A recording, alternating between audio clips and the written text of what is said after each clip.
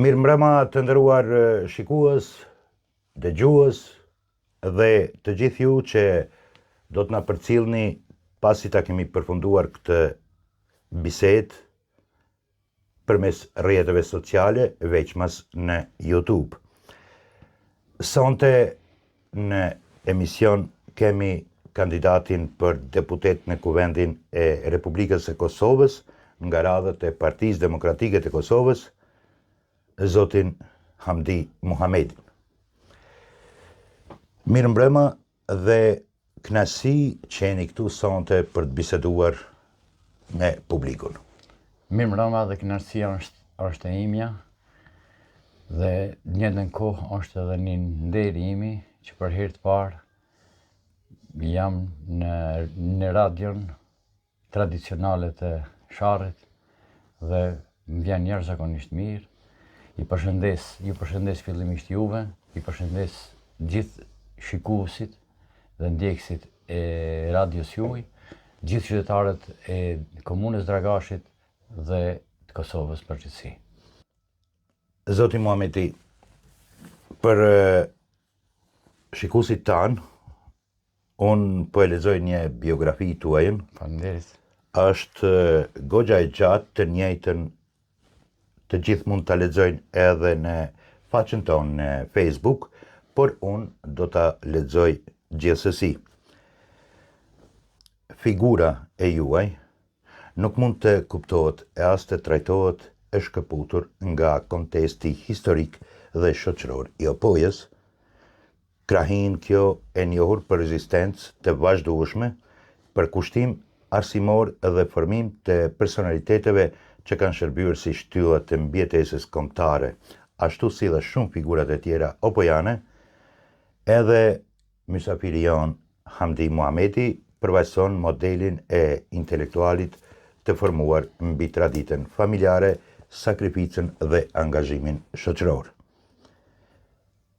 I lindur me 4 tetor 1969 në fshatin Bresan të opojës, komuna e Dragashit, në një mjedis ku arsimi dhe atë dashuria ishin vlera themelore, shkollimin fillor dhe 2 vitet e para të arsimit të mesëm i kreu në Bresan dhe Dragash, ndërsa vitin e 3 dhe të 4 të shkollës së mesme i përfundoi në shkollën e mesme teknike në Prishtinë, drejtimin ndërtimtari e lartë në vitin 1987.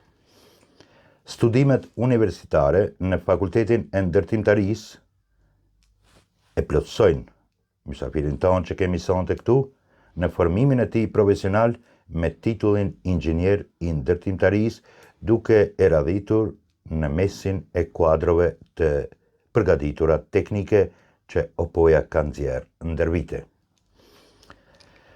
Hamdi Muhamedi rrjedh nga një familje e njohur atletare. Babai i tij, Samidin Muhamedi, ishte mësues i dalluar dhe ishte me gradë kapiten i rezistencës armatosur opojane kundër regjimit represiv serbomadh. Për veprimtarinë e tij atletare u arrestua e u maltretua dhe u burgos. Fillimisht u dënua nga gjykata themelore e Prizrenit me 3 vite burg të rënd gjatë gjithë kohës së vuajtjes së dënimit. Samidin Muhamedi nuk i tradhtoi kur shokët e idealit, duke mbetur shembull i qëndresës dhe dinitetit kombëtar.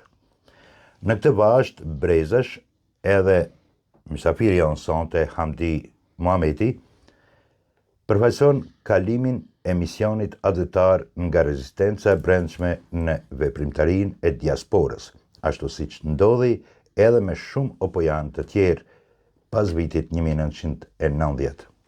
Në vitin 1992, ai emigroi në Rom të Italisë, duke ndjekur fatin e mërgimit që shënoi një kapitull të ri në historinë shoqërore të opojës, ashtu si shumë figura opojane në diasporë.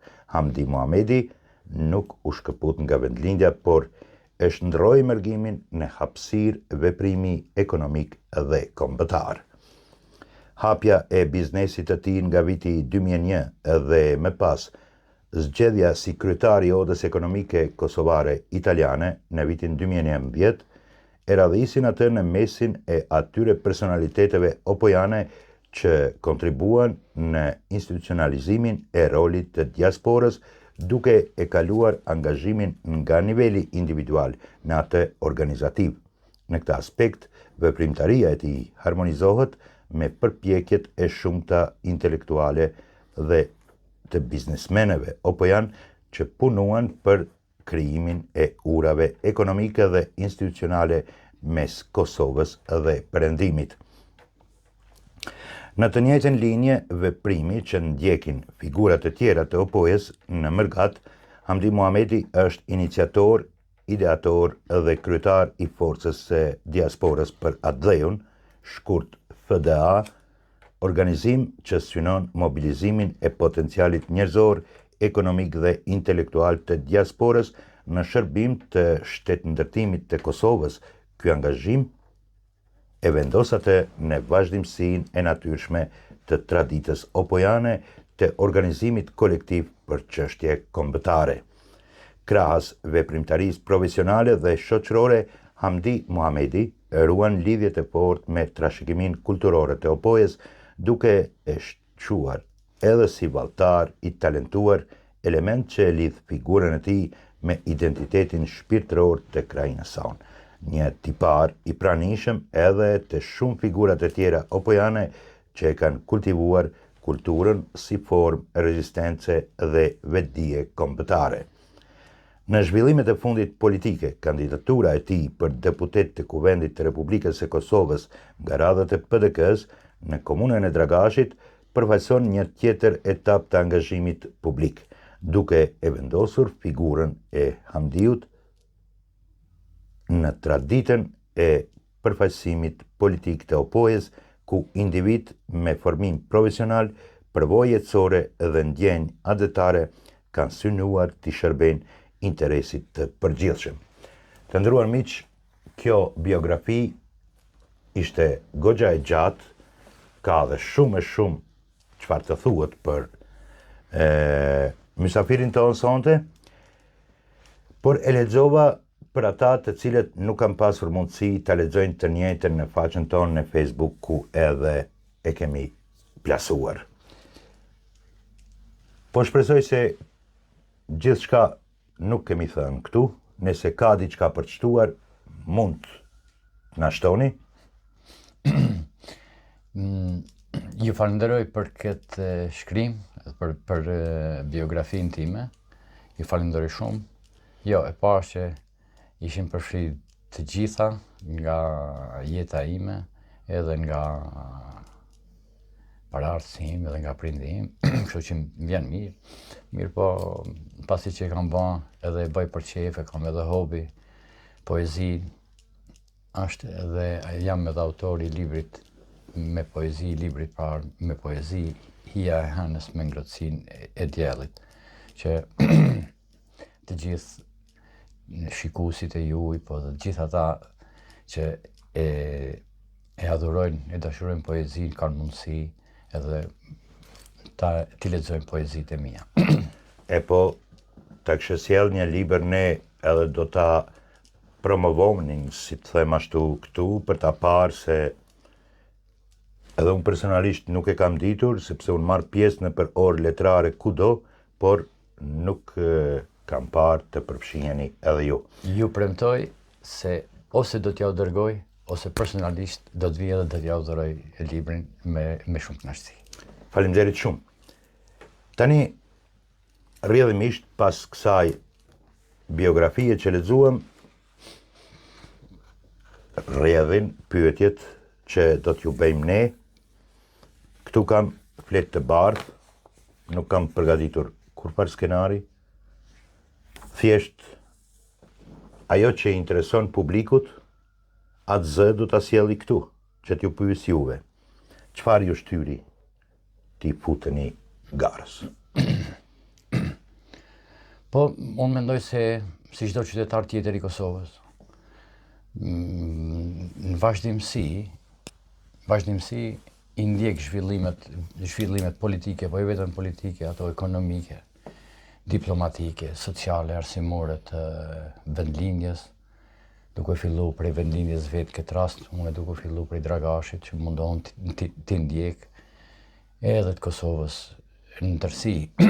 Dhe në vazhdimsi e kam bërë jetën temen në këtë mënyrë që nuk jam larguar, nuk jam shkoqur asnjëherë t'jem i informuar edhe pjesë e zhvillimeve në gjitha fazat gati këto nga vitet e 80-a deri më sot që ka kalu Kosova, me një mënyrë apo tjetër jam mundu t'jem afër dhe t'a jap kontributin tim kudo edhe sido që ka mundur edhe sido që është kërkuar. Mirë po, duke parë lëvizjet e fundit, sidomos këtë vitin e fundit, në vitin 2025, lëvizje zhvillime që sipas mendimit tim, sipas bindjes time, janë zhvillime që nuk e pasqyrojnë kulturën tonë, nuk e pasqyrojnë të kalumen tonë, nuk e respektojnë ato, nuk e vlerësojnë të kalumen tonë. Ajo që më vjen keq mas shumti është që fal asaj të kalume, fal asaj sakrificas, aty në dhimbjeve që kemi kaluar, mirë po edhe fal që du t'jemi krenar për ato, sepse jam me një rezultat jashtëzakonisht mirë për Kosovën. I kemi gjitha institucionet mirë pa ato vrehen dukshëm që nuk po respektohen edhe nuk po vlerësohen për mënyrën si duhet vlerësohen ato. Po i marrë vetëm një shembull duke fillu prej Parlamentit të Kosovës, dhe më thënë të vonë ato zhvillime këtë vitin 2025 në atë mënyrë, për mua si qytetari i Kosovës, që jam në vazhdimsi shpesh edhe jetoj këtu në Dragash, respektivisht në Bresan, për një njëjtën kohë edhe si mërgjimtar, si gërbeqar që jetoj në Gjermani. Për mua këto janë zhvillime që nuk e vlerësojnë, nuk e respektojnë institucionet e Kosovës që ne i kemi fituar me sa mund. Kjo bëj një pyetje që spontanisht kështu po më lind kur po e përmend një çështje që askujt si ka pëlqyer.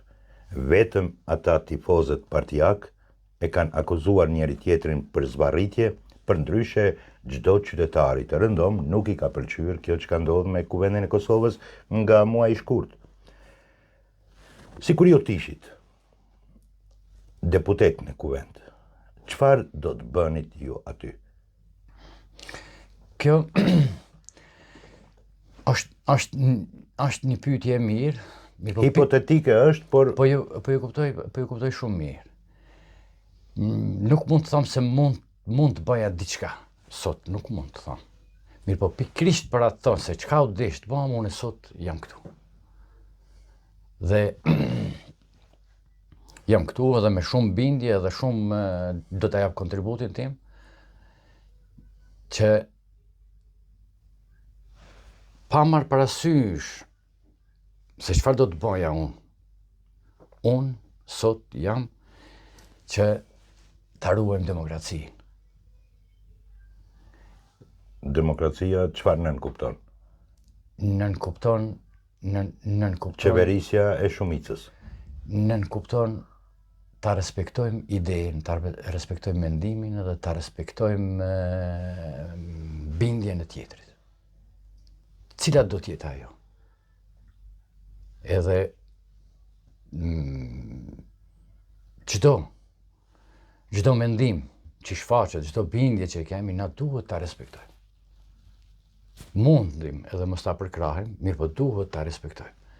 Dhe tash kjo që ka ndodhur është se shumë mendime ndryshe, shumë ide ndryshe, shumë bindje ndryshe, shumë iniciativa ndryshe, po keq përdoren edhe po keq trajtohen, saqë po është arrit të kërkohet të krijohet një përçarje në mes qytetarëve.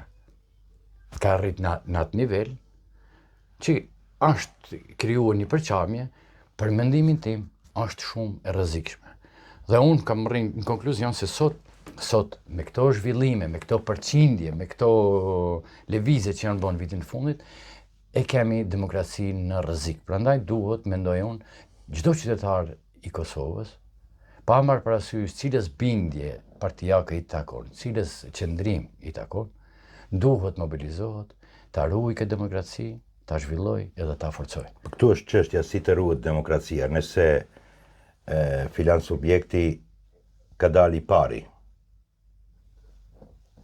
tjetri i dyti, tjetri i treti. Tani, nëse nuk bën bashk, i pari s'mund të bëj gjë, pa të dytin ose të tretin.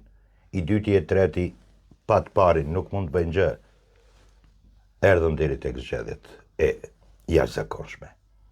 Ma pikrisht mos vlerësim i demokracisë është mos krijimi i institucioneve në vitin 2025. Është pikrisht mos vlerësim, mos respektim i demokracisë është rezultat i gjithë atyne lëvizjeve shumtume. E thatë e para, e dyta, e treta. Edhe në shtetet, në vendet më të zhvilluara në Europë, po e marr shembull Gjermaninë, në moment që janë përfunduar zgjedhjet, për një kohë shumë të shkurtë, shumë të shpejtë, është kriju qeveria me një koalicion që shumë pak Si u pje dhia, ata që nuk e njohin politikën. E kanë besuar se mund ndodh një koalicion mes atyre dy subjekteve. 2-3 subjekteve që janë krijuar. Kemi rastin e krijimit të qeverisë në Holandë që është edhe më ekstreme se Gjermania. E njëjta është edhe në Austri, edhe në Itali është gati e njëjta. Është e vërtetë që qeverisë djathta mirë po i kanë mendimet dhe qëndrimet ndryshme.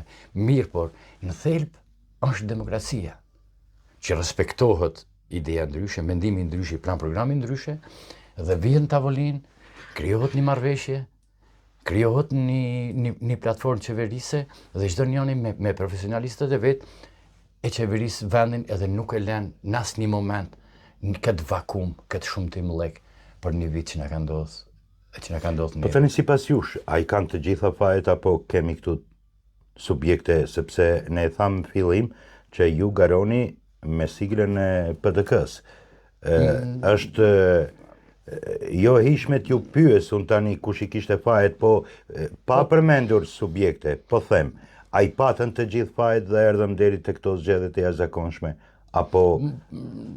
Që t'jam i sinqert, po, gjithë. Faleminderit se nuk... Jo, vetëm pak ta përfundoj, lutem. Në bazë përqindjeve zgjedhjeve, të votave që kanë fituar, i kanë fajet. Çdo njëri sa përqind i ka pas në zgjedhjet e kaluara, aq edhe i ka pas fajet. Në atë aspektin e përqindjes unë po e Po, fajësia është mirë, po. Në përqindjen që ka pas votën. Po e them këta, një mendim i imi, edhe shumë i sinqert, mirë, po nëse shikohet në atë aspektin politik, edhe sikur të gjithë e dim, është partia e parë që duhet të ofroj një marrëveshje, një koalicion, një bashkëpunim të sinqert me një subjekt tjetër politik, në mënyrë që të arrijë atë mazhorancën, jo vetëm Kosovë, po edhe në çdo shtet tjetër të botës. Andaj është e vërtetë që ja u lash mbas përqindjes, mirë, po nëse shikohet në atë aspektin politik, atë i takon partisë parë. Barra i takon. Partisë parë. Edhe faji, edhe meritat do t'i takojnë atij që ka përqindje më të madhe. Por ne nuk jemi sonde këtu për të nxjerrë fajtorin e atyre zgjedhjeve, po thjesht po e bëjmë një rezume pse erdhëm deri këtu, se nuk kemi pasur nevojë të shkojmë në zgjedhje tani, do të kishim polur për 100 ditë që në qeverisë. Edhe unë pikrisht jam këtu, ta jap kontributin tim. E pikrisht te kontributi juaj, ta jap kontributin tim. A mundim konkretisht t'ju pyesim konkretisht Opoja ose Komuna e Dragashit, çfarë dobi e ka nëse ju do t'jeni brenda në kuvent? Unë paka shumë në pyetjet e para mendoj se kuptohet arsyeja pse Po, e thatë në mënyrë të përgjithshme. Në mënyrë të përgjithshme, mirë po në këtë rast mënyrë të veçantë dhe mënyrë specifike, janë 2 arsye. Arsyeja e parë është që me këtë sistem ekonomik dhe fiskal, Kosova, edhe pse ky sistem ekonomik fiskal ndoshta është më i miri në rajon. Mirë, po në këtë mënyrë janë kriju dy lloje të komunave. Komunat e zhvilluara edhe komunat e pa zhvilluara.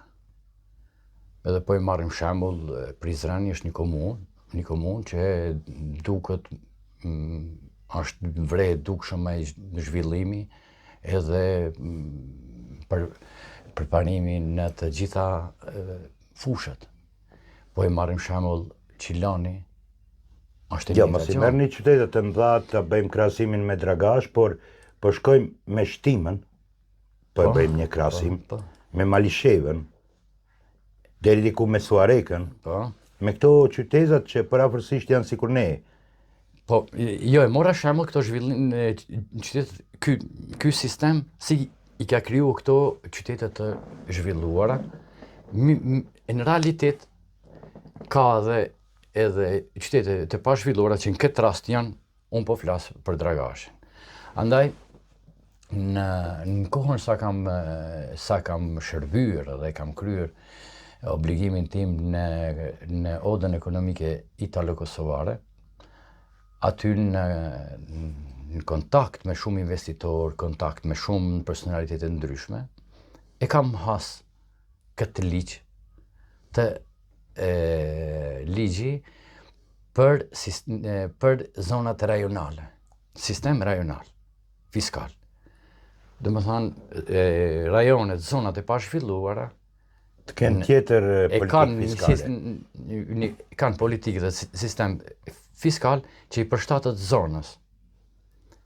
Edhe këto, në zonat që edhe vetë i kam vizituar, edhe vetë kam biseduar me udhëheqësit aty në zonave, në Itali, në Gjermani, edhe në Francë.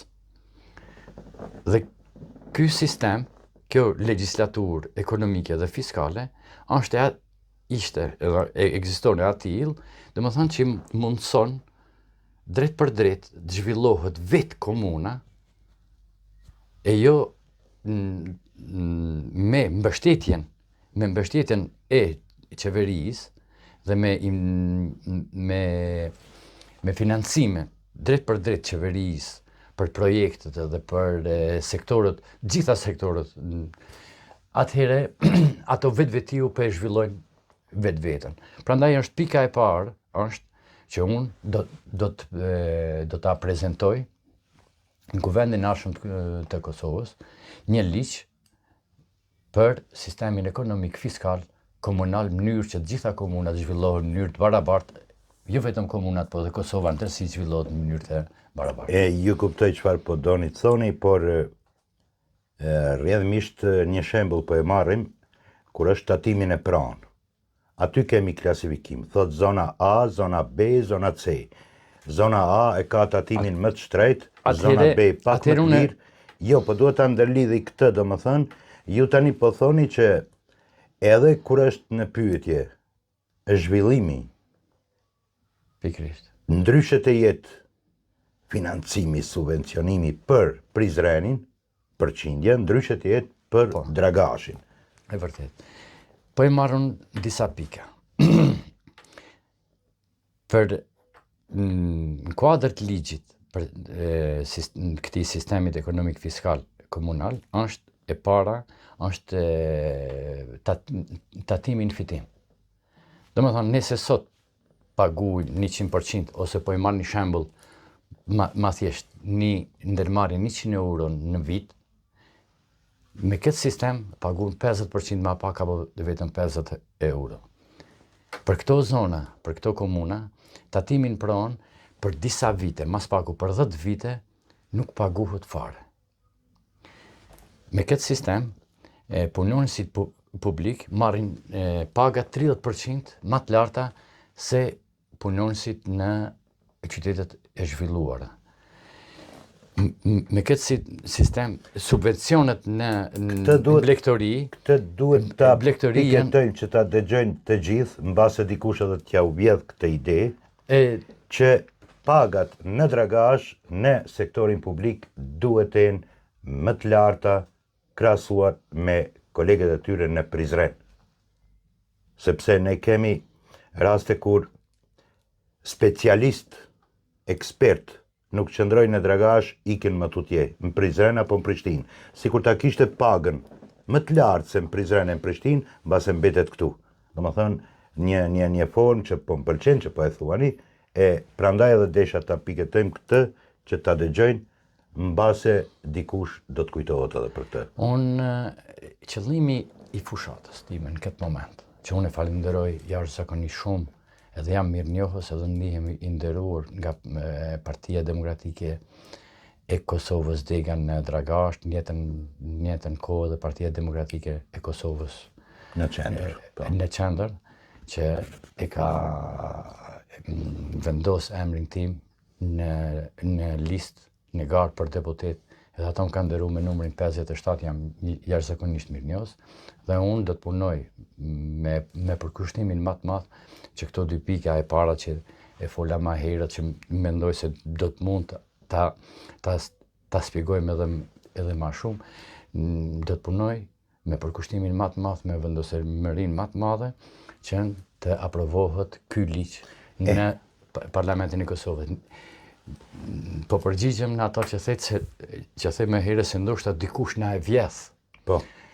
Nëse, s'besoj që nuk ndodh një gjë e tillë, po nëse nuk arri që të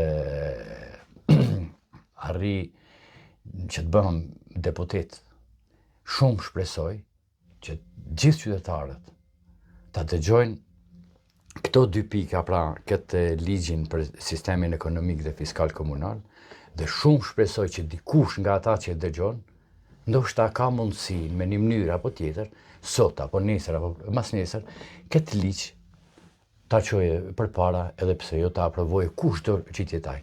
Sa herë që dikush e merr një iniciativë të tillë, unë jam i gatshëm që t'ja aprovoj, që t'ja dorëzoj një projekt ligj. Madje edhe ti ndihmosh për mënyrën e aplikimit. E kam një projekt ligj të tillë që është tash në veprim në Itali, quhet La Legge di Mezzogiorno.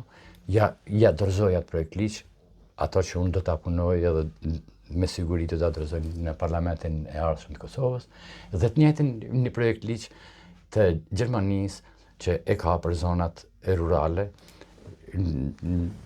e cila është edhe më moderne edhe më e avancuar. Ndruaj se shumë çka që po shkon keq të ne, shumë çka nuk ndodh shkaku i mosdijes, po kanë edhe sherrë pak në këtë drejtim.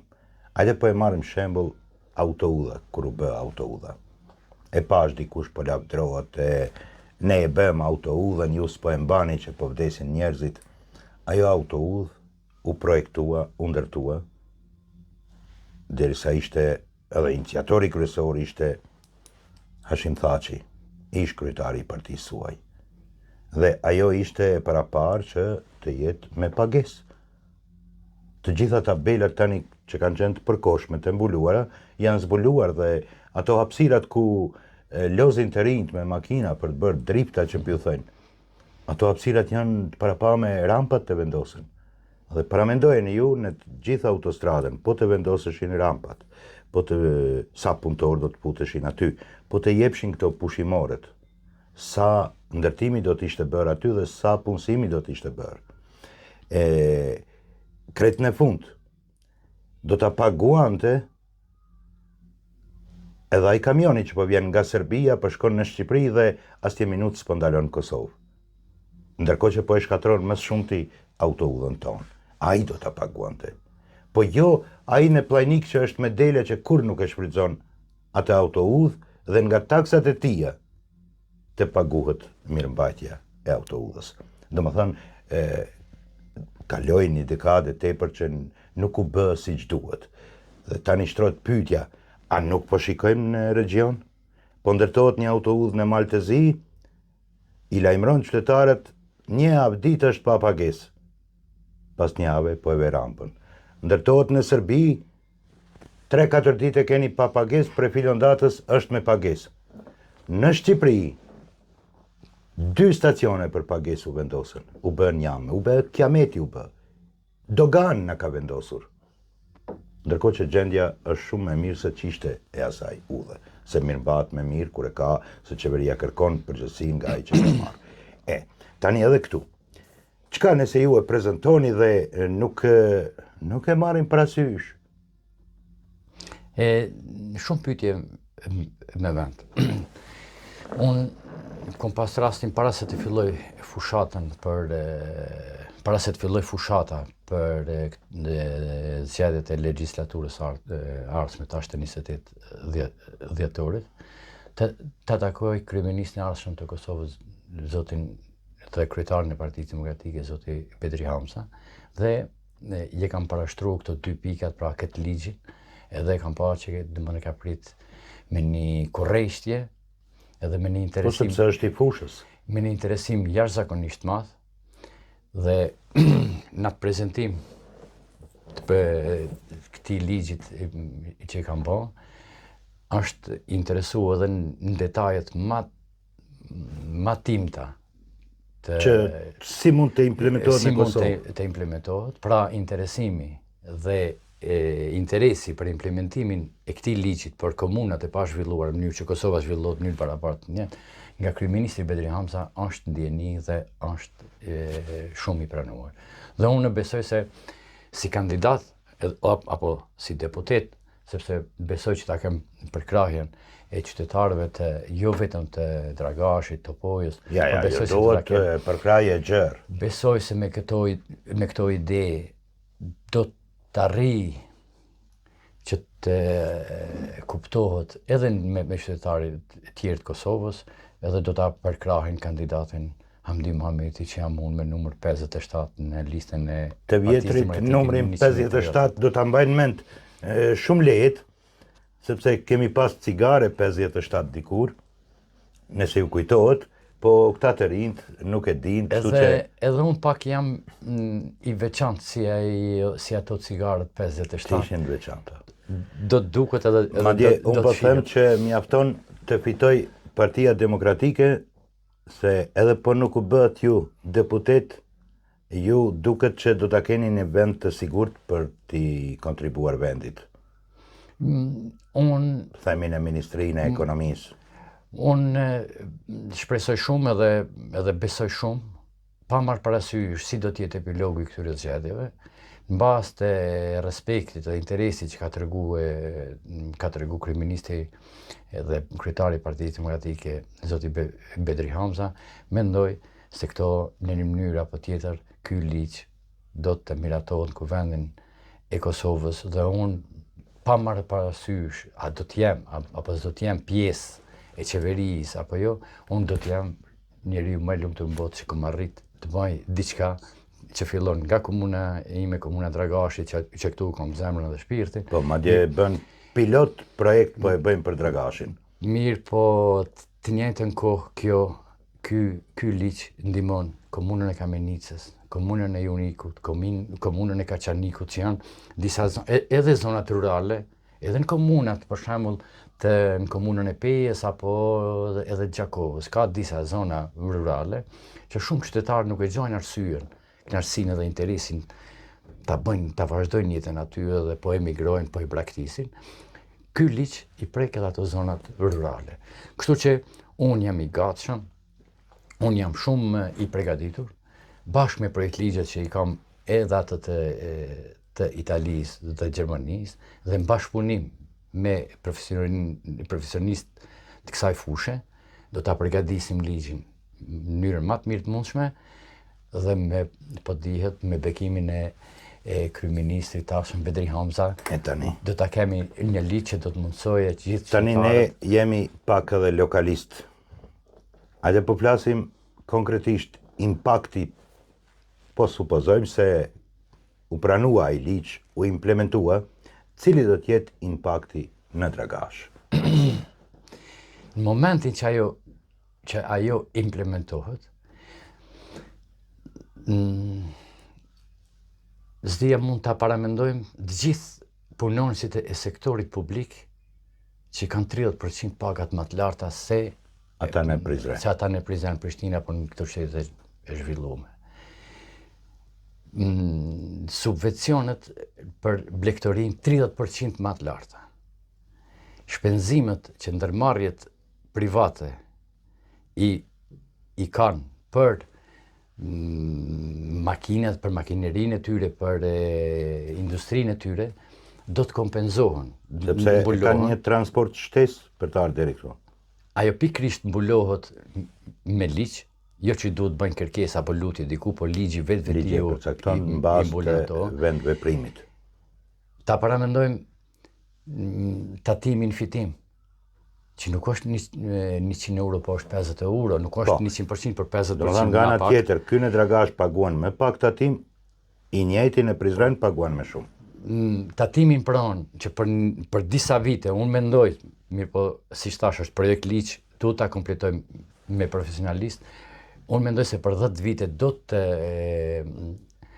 bllokohet pagesa në pranë pikërisht për këto komune. Dhe në atë moment vetiu, çdo qytetar e gjen arsyeën, ka arsyeën që të qëndrojë këtu. Do të thoni të pezullohet? Të pezullohet për 10 vite tatimin në pranë.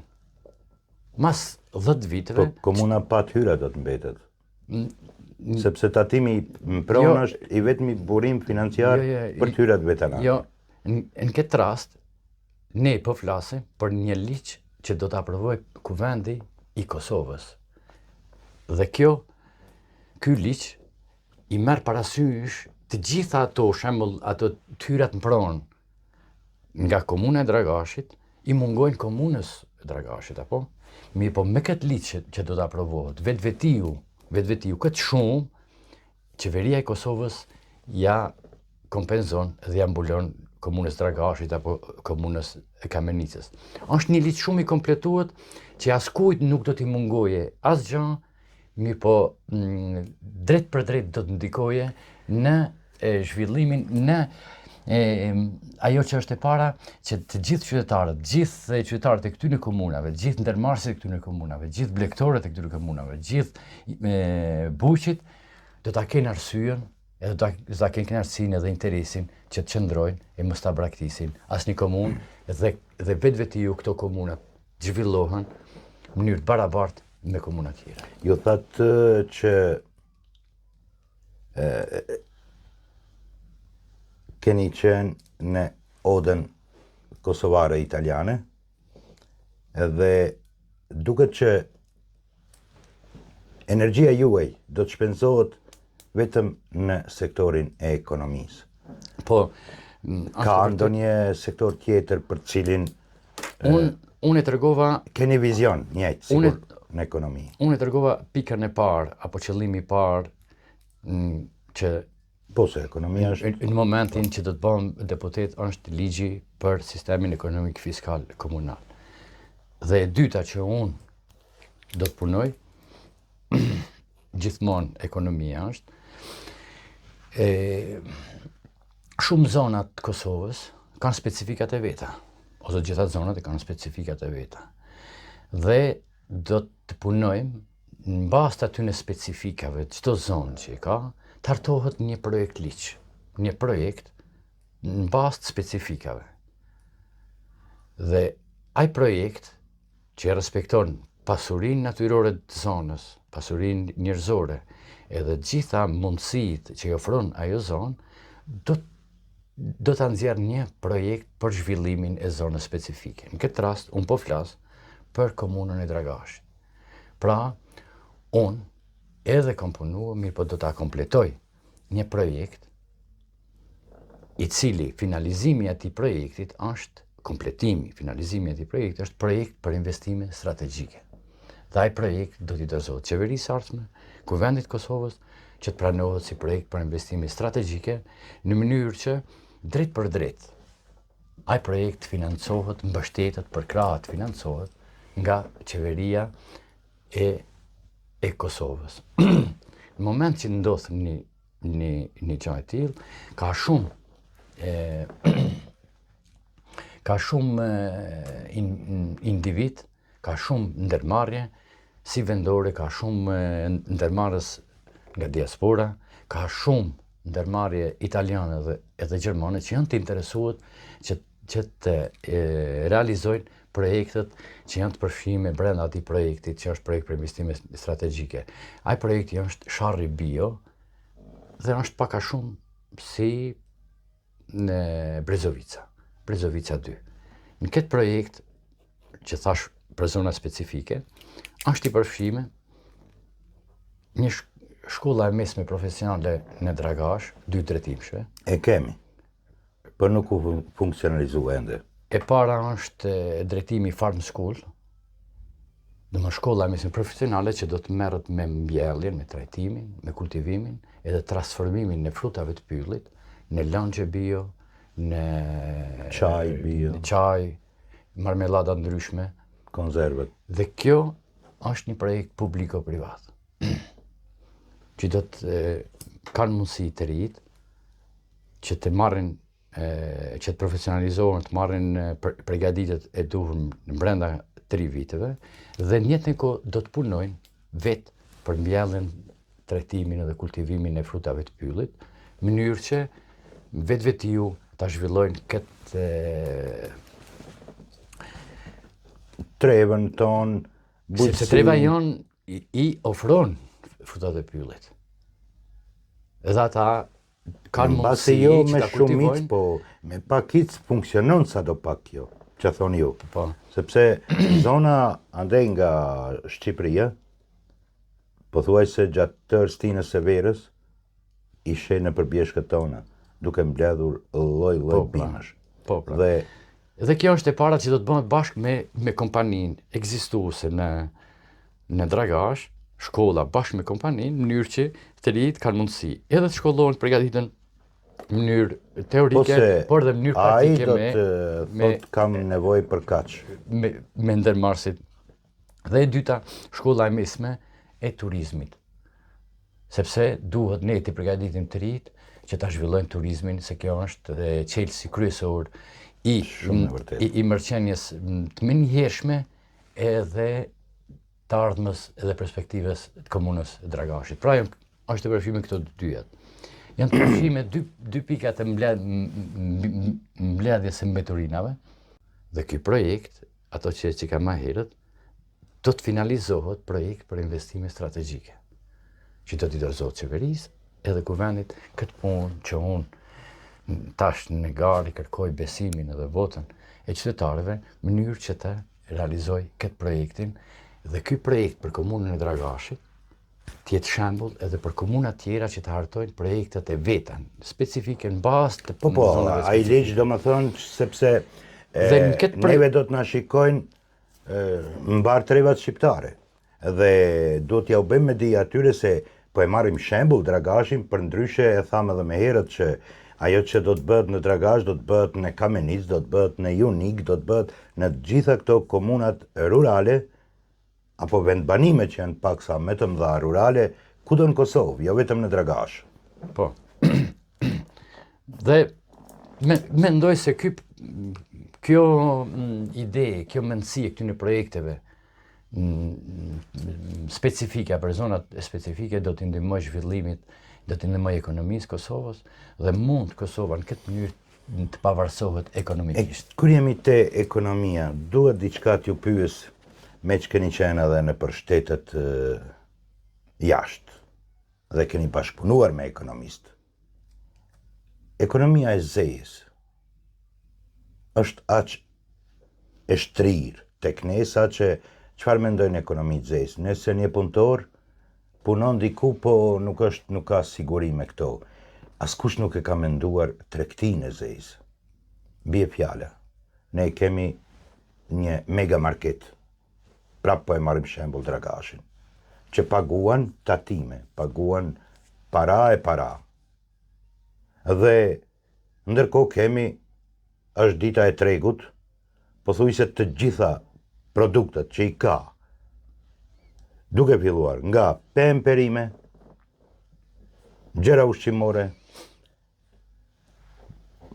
pjesë për punë, vegla pune, vesh mbathje, për ambisri çfarë duhet, që i ka, të gjitha i ke të shtruara në tokë. as tatim, as gjë, vjen i shet, shkon. Kjo është Ka kështu tregje, sikur të ne ditë tregu, sot është ditë tregu këtu, edhe mblidhet i gjithë regioni aty. Se kjo po më duket një metodë shumë... Jo, absolutisht jo, mirë po kjo, përderisa dhe mu po më vjen keq që sot, hala sot të më thanë, jo hala sot, po në këtë mënyrë të zhvillimeve ekonomike, dhe më thanë nuk po ofrojnë arsye njerëzve, as kin arsye, as interes që ta zhvillojnë jetën e vetë. Dhe më thanë, nuk është një ekonomi që njerëzve ju ofrojnë mirëqenie. Në mënyrë që ajo mirëqenie e rregullon edhe sistemin e ekonomisë, po edhe të legjislaturës, edhe mënyrave edhe vetvetiju të shkrirjes së këtyre lëvizjeve të zeza, tregutëzi apo sidoqoftë. Përderisa ekonomia dhe gjendja e qytetarëve është në këtë gjendje, atëherë vetvetiju qytetari duhet të mbjetoj edhe duhet ballafaqohet ndoshta edhe me ndonjë gjop apo me diçka tjetër. Jo, kur vjen ligji, të gjithë do t'i friksohen nëse ai ligj zbatohet. Bie fjala. Sektori pemë dhe perime lejohen prodhuesit, kultivuesit, ata që vinë produktin e vetë shesin. Të lejohet, po jo stërshici që e merr nga Greqia dhe e sjell në Dragash, nga Kina hudhrën e sjell në Dragash dhe e shet pa kokër të tatimit. Po duhet punojmë gjithë edhe pikërisht për ata jam këtu, domethënë që ta fuqizojmë ligjin, të fuqizojmë randa, ta fuqizojmë. Po thash në shtetet ku keni qenë. A ekziston ditë tregu në ato shtete? Ekziston ditë tregu me gjërat të përdorura, të vjetra. Me gjërat të përdorura, po mund të them edhe tilla mirë, po janë gjitha të licencuara, gjitha të kontrolluara, gjitha janë me kupon fiskal. Domethënë nuk është diçka që çdo kush vetë merr diçka edhe shet në atë mënyrën e pamvarur absolutisht. Te ne edhe djathi, edhe qumshti, edhe mishi shiten në rrugë. Po, ndërkohë shkon inspektori në një mega market dhe e denon atë për ndonjë gjë të vogël. Ai që po e shet në rrugë s'ka gjë. Kjo a do të ndodh sipas këtij vizionit tuaj që keni? Jo. A e rregullon këtë çështje? E rregullon sepse me këtë vizion edhe me realizimin e këtyre dy pikave që i cika më herët, vetvetiu e ngrit mirëqenien sociale, e ngrit ekonominë, që vetvetiu qytetarët nuk lejojnë që të konsumojnë gjona që nuk janë të kontrolluara, pse se janë gjendje të i ballafaqojnë gjitha shpenzimet, gjitha ato nevojat që i kanë për jetën, përderisa sot çdo kush mundohet që të shpenzojë më pak, sepse standardi i jetës është ky që është, inflacioni është ky që është, edhe nuk mund me këtë gjendje t'i bëhet ballë ose të ndalohen me njëherë këto gjëra të këqija. Mirë, po me vizionin tim, me këto ligje të aprovuara, edhe atëherë do të ndryshojë, sepse mirëqenia do të ndryshojë, ekonomia do të ndryshojë, edhe gjitha gjërat do të vijnë në vend. Ne kemi kaluar goxha kohë duke biseduar për vizionin tuaj, shumë pak kemi ndërhyrë, vetëm disa çështje të cilat shpesh kur e dëgjoj me njerëz kështu edhe thonë si është e mundur, sepse edhe ai vjen nga jashtë dhe shikon diçka, si është e mundur të shitet vezët të shiten këtu në rrugë, si është e mundur djathi të shitet këtu. Apo disa gjëra, prandaj pyeta sa i përket këtij vizionit tuaj. A e dini sa vota i duhen një kandidati për të bërë deputet në Kuvendin e Kosovës? A ka ndonjë matematikë që ta dim sa vota duhen? Ndoshta është ndonjë numër ose matematikë, unë nuk e di. Ajo që është për mua shumë më rëndësi, shumë më rëndësi në këtë fushat, që ta bëjmë një fushat shumë demokratike, një fushat qetë, që unë personalisht arri ta shpalos vizionin tim, arri t'i bind e qytetarët që ta votojnë më të mirin. Prandaj nëse arri që ta shpalos gjithë këtë vizion, edhe ta bëjmë më të mirën të mundshme, çdo kund, në fund cili do që t'jetë rezultati, për mu është një sukses, sepse kam arrit t'i shpalos gjitha ato ide, gjitha ato vizione që kam për vendlinjen time, për Dragashin, edhe për Kosovën. Dhe në këtë mënyrë, edhe pse në këtë rast këto zgjedhje janë zgjedhje të jashtëzakonshme, edhe nuk na ofrojnë shumë mundësi që ne t'i shpalosim këto ide, koha është e shkurt, për fat keq unë në shumë takime nuk kam mundësi që ta shpalos në tërësi vizionin tim, shpalosët pjesë ose në mënyrë shumë të shkurt për shkak kohës. Më vjen keq nëse mbyllet fushata, nuk arri ta shpjegoj vizionin dhe ndoshta nuk arri që ta kam rezultatin ato që duhet ta kam. Mirë po, nëse mund ta bëj këtë, unë jam i bindur se do të ketë një numër që unë do të jem shumë i lumtur, edhe si do qoftë që do të jetë ai, unë nga sot i falenderoj gjithë ata që po më dëgjojnë, që po e dëgjojnë vizionin tim, ata që po interesohen për vizionin tim, edhe shumë vjen mirë që ka përkrahas edhe mbështetës të vizionit, edhe unë po i lus që ta dëgjojnë vizionin e jo Hamdiun, dhe shpresoj se kjo do të arrihet edhe kjo do të shpërblehet me vota me datën 28 dhjetor. E shoh një anomali këtu tek ne se realisht fushata parazgjedhore do duhet të shërbente pikërisht sikur ai tregu që e përmendëm. Unë i njëjti person të vi në fushatën e PDK-s, të shkoj pastaj në fushatën e LDK-s, të shkoj në fushatën e vetëvendosjes dhe t'i dëgjoj të gjithë, për të marrë një vendim në fund këta votoj. Këtu nuk ka ashtu. Këtu madje bëhet nami ose etiketohet keq dikush nëse është antar i PDK-s dhe shkon në fushatën e LDK-s. Ose jo antar, po simpatizant. Domethënë, nuk ka mundësi ta shohësh të njëjtin person tek të gjitha fushatat, por gjithmonë mblidhet tifozëri e caktuar. Më lejo që ta shpjegoj, ta jap mendimin tim në këtë pikë. Nëse nuk kuptohem, ju kërkoj që të intervenoni dhe të bëni pyetje shtesë nëse duhet. Në fillim thash se sot, po kohëve të fundit, unë, sipas mendimit tim, bindjes time vrehet që atë demokraci që kemi lypë, kemi kërkuar dhe me të vërtet ka deshti lumi Zot dhe kemi, sot po cenohet, po rrezikohet. Dhe para se të filloj fushata, unë kam marrë me këtë mendim, me këtë bindje, dhe unë thamë që duhet punojmë dhe duhet të mobilizohemi të gjithë, që ta ruajmë, ta forcojmë dhe ta zhvillojmë demokracinë. Dhe e kam vrejt pikërisht këtë dukuri që më thot ju. Jashtëzakonisht po më vjen keq, jashtëzakonisht po më vjen keq. Polarizim i skajshëm. Jashtëzakonisht më vjen keq që unë kam shokët mi, kam miqtë mi 30 vjetër, gjitha moshave, nga momenti që Je kandiduar? Që kam kandiduar në... Ata zbrapsën? E kanë... Nuk po thom e kanë mbyll, për fat keq po thom... Po e pezullojnë? Jo, për fat keq. E kanë marrë një pozicion shumë të gabuar. Dhe ai pozicion mu po më vret shumë. Nuk po më pengon absolutisht.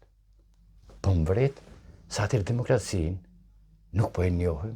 Nuk e njohim, pra. Ose nuk po na pëlqen, nuk po na konvenon. Cila do që tjetër, është gabim. Kemi pas një palë zgjedhje. Unë shumë kam dëshirë që ta bëj fushatën me gjithë kandidatët bashkë. Me kënaqësinë më të madhe.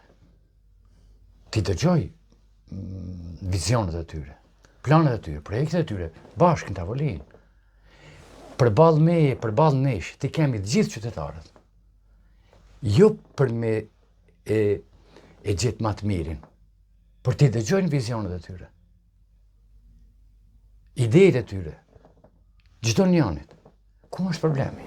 Në fund, mbaron fushata. Gara është garë. Ne jemi këtu. Ne jemi këtu.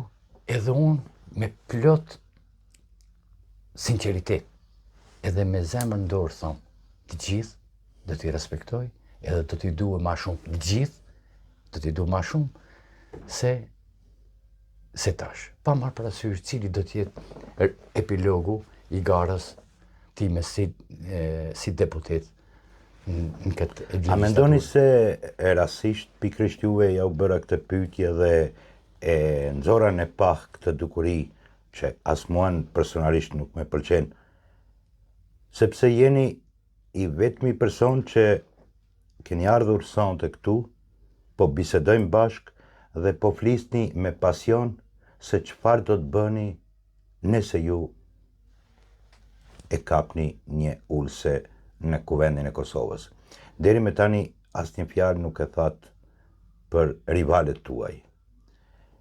E dini që këtu në këtë studio kemi njerëz që kur vinë këtu asnjë fjalë nuk e flasin për vizionin e tij. Por të gjithë kohën e shpenzojnë duke e sharë kundërshtarin. Prandaj edhe me ju desha ta nxjerrë këtë dukuri negative, sepse po m'pan duke pirë kafe me ju. Dhe unë jam LDK. Të gjithë do të shkojnë, do t'i raportojnë kryetarit LDK-s, e pam porrime të PDK-s. Nëse jam PDK dhe jam duke ndajtur, duke pirë kafe me dikë nga LDK, kryetarit PDK-s do t'i raportojnë të tilla gjëra. Kënaqësi.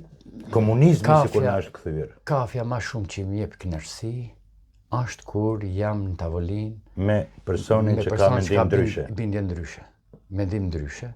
Unë jashtëzakonisht e shijoj atë kafe. Pse? Sepse shumë herë unë i kam pas mendimet e mia, bindjet e mia.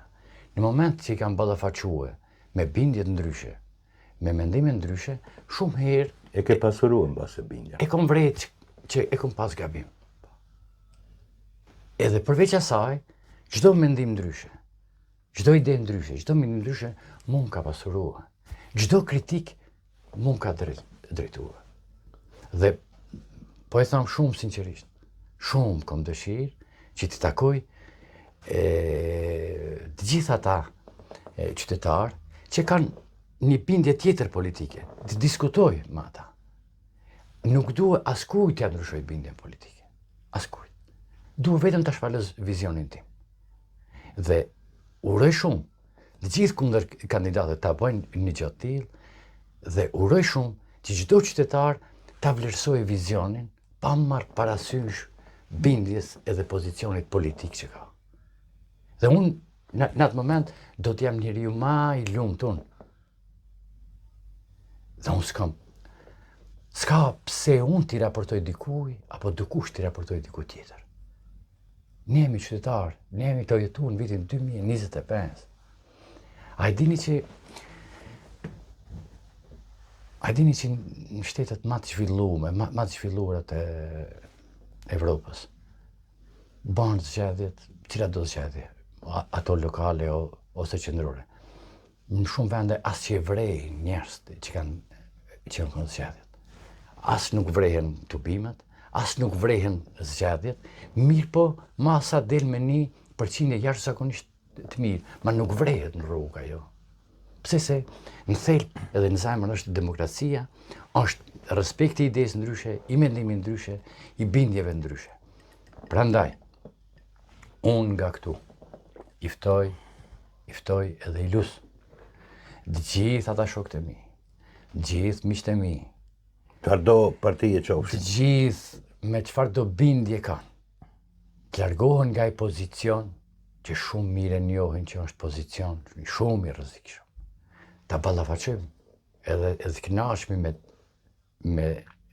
të ndryshme, me ide të ndryshme, ta pasurojmë vetveten, edhe s'kemi nevojë dhe s'kemi asnjë arsye që për një bindje politike, për një qëndrim apo për një fjalë, dikush të arrije që paragjykohet ose të gjykohet armik ose kundërshtar. Absolutisht.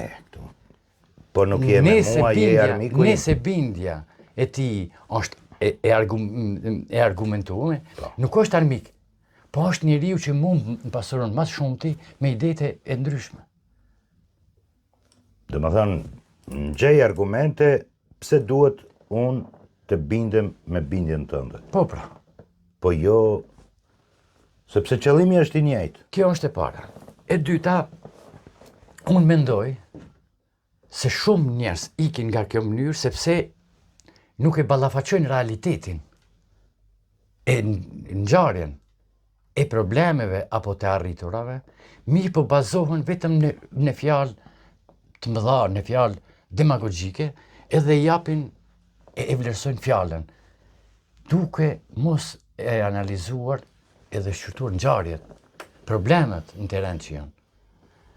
Dhe kjo është një dukuri që është duke i bërë dëm shumë qytetarëve, që nuk merren edhe pse e shohin edhe prekin problemin, nuk i japin rëndësinë edhe nuk e vendosin vetveten me një pozicion që ta shohin problemin, ta zgjidhin problemin, po qëndrojnë shumë rahat duke u kënaqur me fjalët e mëdha që i thojnë individët në... Po e shpalos një shembull më shumë për shikuesit, pastaj ju mund ta komentoni. E nisi kryeministri Kurti, duke dhënë para. Jep ati, jep këti, jep kësaj kategorie, jep asaj kategorie. Dhe kur u pa se, si thon, po dhes kjo punë, tash jemi duke dëgjuar tamam si në treg. Unë do t'jap ka 200, po delaj tjetër, unë nga 300 do t'jap. Unë 500, unë 1000. Askush nuk po e përmend me që jemi te ekonomia, të thot, unë do t'a krijoj fondin pensional, i cili nuk ekziston kaq kohë. Dhe sa më shumë të hyra në fond pensional, aq më i madh do t'jetë pensioni. Sa më pak të hyra, aq më i vogël pensioni. Unë do të krijoj sigurimin shëndetësor. Me ligj do ta rregulloj. Dhe sa më i fuqishëm tjetë sigurimi shëndetësor, aq mirëqenia do t'jetë më e mirë të paktën për atë shtresë. Askush nuk po e thot këtë. Po bën pazar cili do t'jep më shumë para për lehanat, për pensionistët. Jo, nuk jam shumë dakord në këtë. Nuk jam shumë dakord. Jam dakord me ato që thatë që kanë filluar me këto ndihmat, edhe me këto nga 10 euro, 20 euro, jam dakord, edhe është një realitet që e dim neve të gjithë. Për këtë e kam fjalën. Dhe çfarë ndodh te kjo?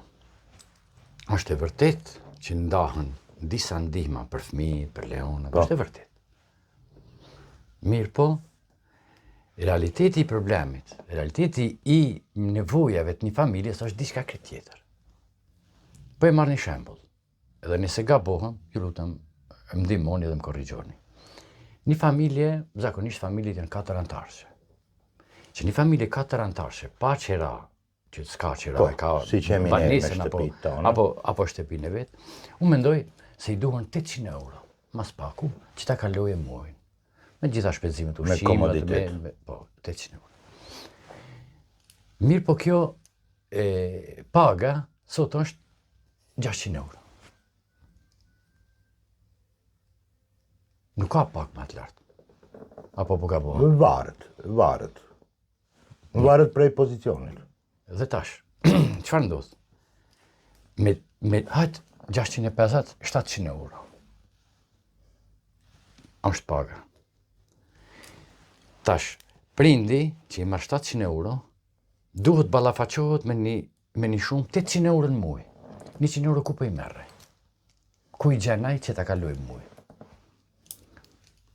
Për këtë problem askush nuk po interesohet, apo? Hajt po i zonë se ky për 2 fëmijë i ka marrë edhe 20 euro, 40 euro. U bon 740, 60 po më ngojnë gjithmonë. Okej. Mirë, por nëse kjo shumë që është ndarë nga 10, nga 20, nga 30, që janë shumë marramendse,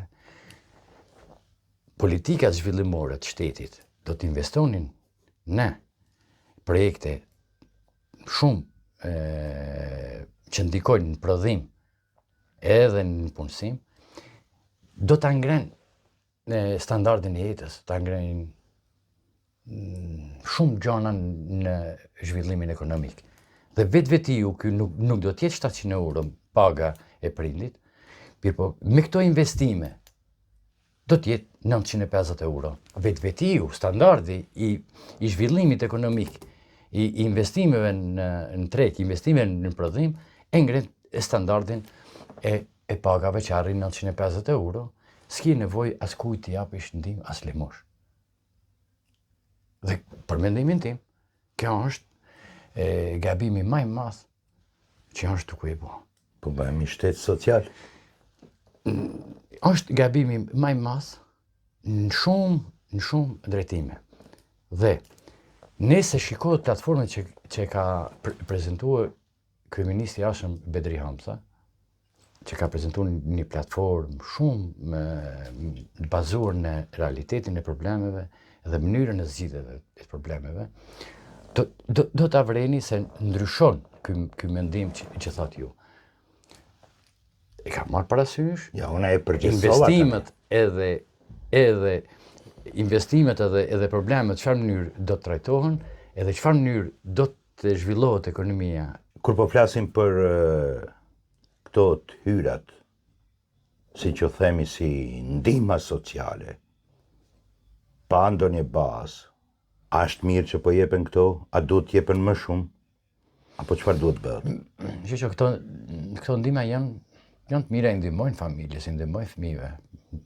Nuk janë që janë të gabuara, sepse hala edhe gjithmonë familja ka nevojë për mbështetje nga shteti. Mirë po, unë mendoj se ma shumë duhet të koncentrohet politikat e shtetit, politikat zhvillimore, në zhvillimin e ekonomisë dhe mirëqenieve sociale, në mënyrë që çdo individ, çdo familje të pavarësohet, ta ketë një pagë me dignitet, të kenë të ardhurat me dignitet, të kanë mundësi të dy prindit punojnë me një pagë që ja u mundëson një mirëqenie të rehatshme, ja u mundëson edhe me organizua apo me realizuar ndonjë ide me një biznes të pavarur tyne në bazë të profesionit apo kënaqësisë që kanë me realizuar diçka shumë në mënyrë të pavarur, dhe në këtë mënyrë ndihmohet edhe zhvillimi jo vetëm i familjes, po edhe zhvillimi i ekonomisë. Po dua të kaloj edhe me një fushë tjetër, ju keni dalë shumë jashtë shtetit, e njihni edhe diplomacinë goxha mirë. Çfarë do të bëni nëse bëni deputet në këtë drejtim? Çështja e diplomacisë po më intereson. Është një problem. Diplomacia është një problem që ka këto vitet e fundit, e ka një blokadë. Dhe kjo nuk i ndihmon absolutisht të ardhmës të Republikës Kosovës. Dhe duhet punohet shumë, duhet punohet jashtëzakonisht shumë, që këto vende, 5 vendet e Bashkisë Evropiane, që nuk e kanë njoftë Kosovën, duhet punohet shumë që ato ta njohin, se përndryshe problemi politik, problemi ekonomik vazhdon të jetë në një ngërç, në një pengesë shumë të madhe.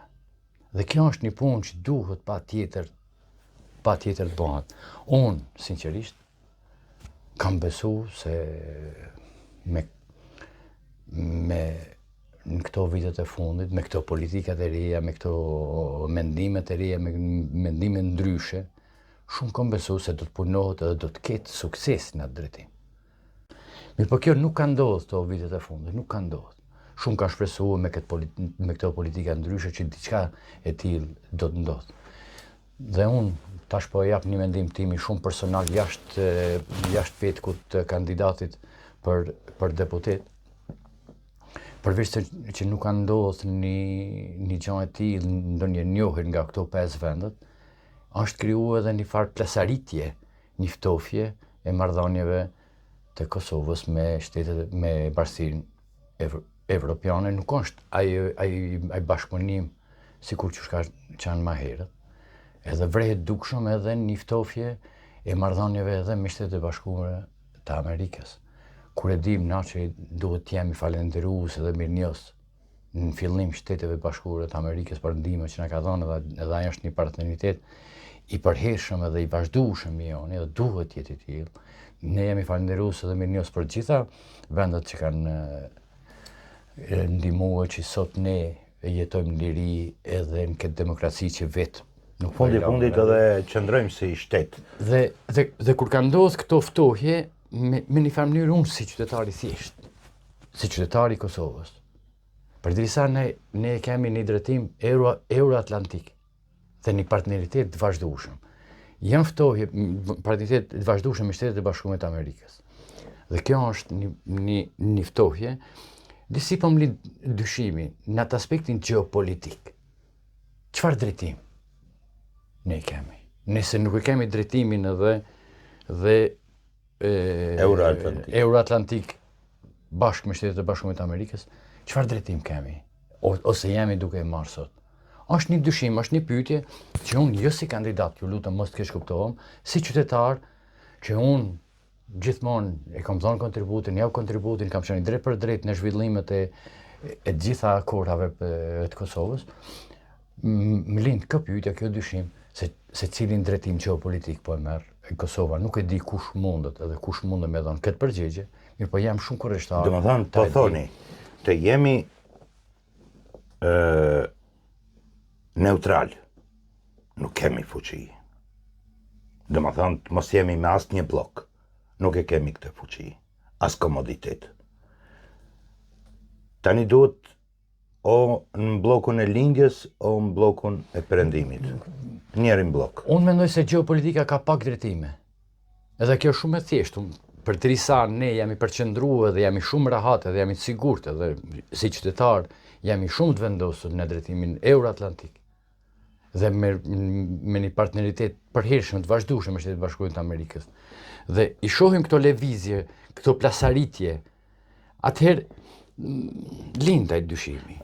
Jo vetëm dyshimi, po mund të edhe frigat e lind, se mos po i tërheqin duart, po i ngren duart nga ne dhe po mbetemi ne në mëshirën. Ato që thatë ju, vetëm nëse dikush neve na sheh, ose e sheh Kosovën si Indi apo Kinë me nga 500 milion banor, atëherë ndoshta mund ta merren një drejtim të pavarur. Mirë po me sa di unë, na jemi diku 2 milion banor. Po, ne që jemi të vegjël. Po jo vetëm të vegjël. Duket edhe një dukuri tjetër, që për mendimin tim, vrehet, se Kosova ka dalë nga konteksti kombëtar.